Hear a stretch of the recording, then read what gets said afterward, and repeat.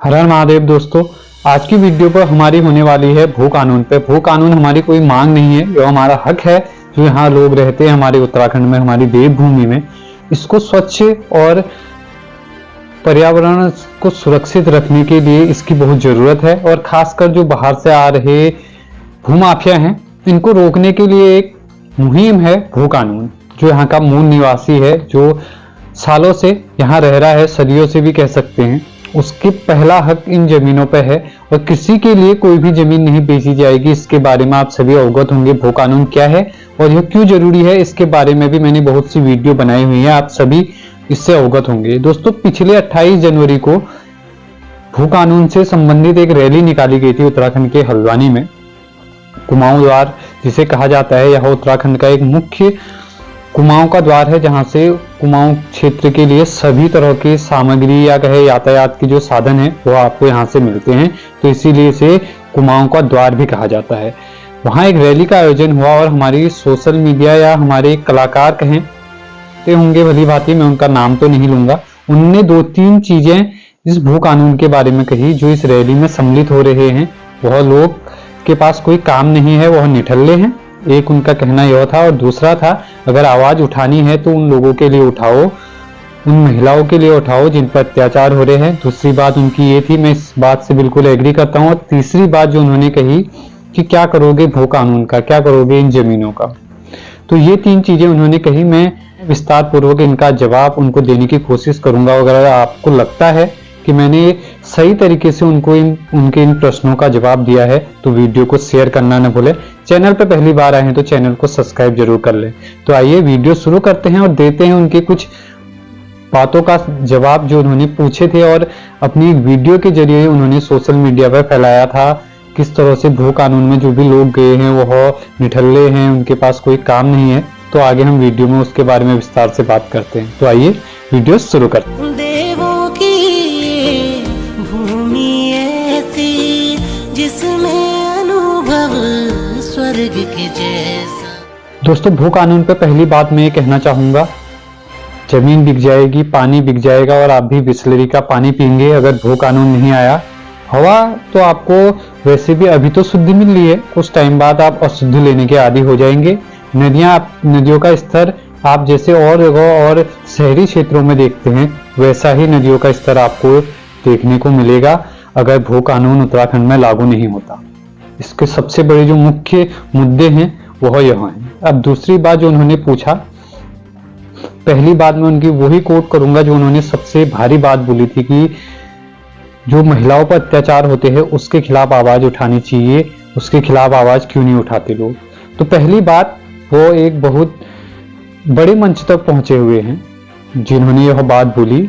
मैं रिस्पेक्टफुली फिर भी उनका जवाब रिस्पेक्ट से ही दूंगा, क्योंकि मैं नाम लेना इसलिए अनिवार्य नहीं समझता क्योंकि मैं ऐसे लोगों का नाम अपने चैनल पे नहीं लेता हूं जो अपने प्रसिद्ध होने के लिए हमारे लोगों को यूज करते हैं और उसके बाद हमारी ही संस्कृति और हमारी ही धरोहरों को तुच्छ समझते हैं या बेकार समझते हैं। तो पहली बात तो मैं उनका नाम नहीं लूंगा। दूसरी बात जो उन्होंने कहा कि महिलाओं के खिलाफ जो अत्याचार होते हैं उस पर आवाज क्यों नहीं उठाते। आप बहुत बड़े कलाकार हैं, आप जगह जगह अपने प्रोग्राम करते हैं, आपने कितनी जगह स्टेज पे जाके आप लोगों ने वहां से यह बात समाज तक पहुंचाने का प्रयास किया, वह आप मुझे जरूर बताइए। अगर आपको लगता है मेरे दोस्त कि कमेंट बॉक्स में कमेंट करके आप जरूर उन तक यह बात पहुंचाएंगे कि आपने कितनी जगहों पे ऐसा कहा कि महिलाओं पर जो अत्याचार हो रहे हैं उसके खिलाफ भी हमें आवाज उठानी है, कितने मंचों से आपने कहा, मैं आपसे यह जानना चाहूंगा। दूसरी बात आपने जो कही कि यहाँ के लोग निठल्ले हैं, बिल्कुल निठल्ले हैं। यहाँ के लोग कुछ काम नहीं करते हैं, ऐसे निठल्ले घूमते रहते हैं जो आपका शो देखने के लिए अपनी दिहाड़ी छोड़ के, जो उनको सैलरी में से जो 1 दिन का रुपया मिलता है उसको छोड़ के आपका शो देखने आते हैं, वो लोग बिल्कुल निठल्ले हैं। ये बात मैं आपको संक्षिप्त में बता देता हूँ। और जो भू कानून के लिए जो लोग गए, वो चाहे जिस तरह से वह आपका शो देखने के लिए जाते हैं काम छोड़ के, उसी तरह से उन्होंने भू कानून के लिए 1 दिन की दिहाड़ी छोड़ के अपने प्रदेश, अपने आने वाले भविष्य को बचाने के लिए उन्होंने 1 दिन गए। लेकिन आपका शो देखने के लिए उन्हें कोई अपने ना तो बच्चों का भविष्य सुधार रहे हैं ना किसी तरह, लेकिन फिर भी वह आपका शो देखने आते हैं अपनी 1 दिन की दिहाड़ी छोड़ के, ये मैं आपको बता दूं। और तीसरी चीज, क्या करोगे जमीन का। आप उत्तराखंड में शायद पले बड़े हो नहीं, इतना मैं डिटेल में आपके बारे में नहीं जानता, लेकिन आप उत्तराखंड में पले बड़े जो भी हो, आप पैदाइशी उत्तराखंड के हो, आपको प्रसिद्धि जो मिली वह भी उत्तराखंड से ही मिली। इसके बारे में आप जानते होंगे विस्तार से, अपने जीवन के कैलकुलेशन से आप खुद समझ सकते हैं। इस बात को मैं आप पर छोड़ता हूँ कि आप इस बात को जरूर समझती होंगी कि किस तरह से आपको उत्तराखंड से एक प्रसिद्धि मिली और वो आप बॉलीवुड तक जाने का एक सफर तय कर रहे हैं। लेकिन ये पब्लिक है और ये सब जानती है। आप इस बात का विशेष ध्यान रखिएगा, जहां इन्हीं लोगों ने आपको एक अच्छे मुकाम तक पहुंचाने में प्रयास किया, तो अगर आप उनकी भावनाओं के साथ इस तरह से खेलेंगे, बेशक आपने सोशल मीडिया से वह डिलीट कर लिया है वह वीडियो, लेकिन वह बहुत लोगों तक पहुंच चुका है और अभी भी बहुत लोगों ने वह वीडियो डाल के वीडियो बनाई हुई है। तो मैं पहली चीज तो आपको प्रमोट नहीं कर रहा, ना मैं आपका चेहरा दिखाऊंगा, ना आपका नाम लूंगा, बस मैं आपको एक जो आपके प्रश्न थे उनका जवाब मैं इस वीडियो के माध्यम से जरूर देना चाहूंगा।